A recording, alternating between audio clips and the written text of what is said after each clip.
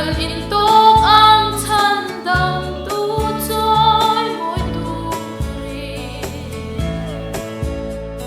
Ô chú nghe chú cất tan van anh ia.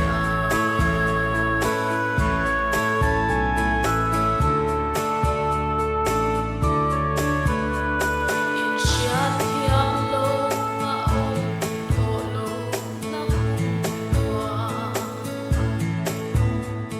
Lung ruan lâu na ata sa lên na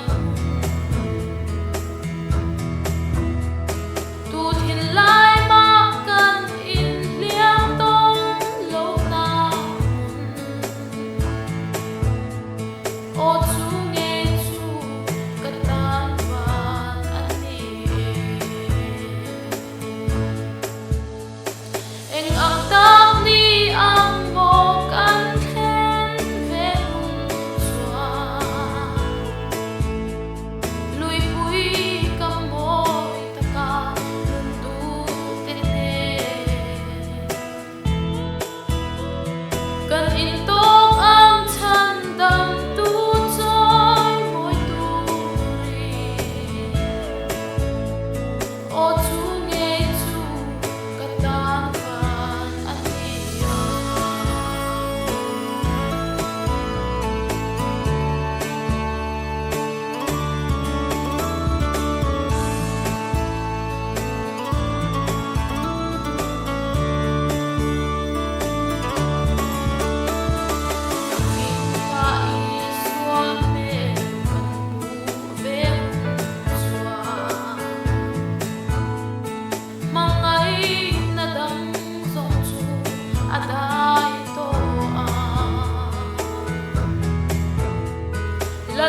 Trôi môi hù na cắt tên về nga.